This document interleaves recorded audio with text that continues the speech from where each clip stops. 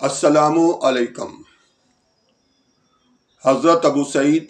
خدری رضی اللہ تعالی عنہ سے روایت ہے، نبی کریم حضرت محمد صلی اللہ علیہ وآلہ وسلم نے فرمایا، جب جنازہ تیار کر کے رکھ دیا جاتا ہے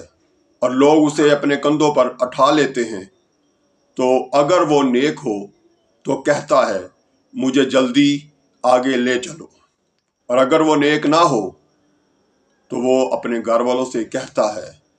افسوس، تم مجھے کہاں لے جا رہے ہو؟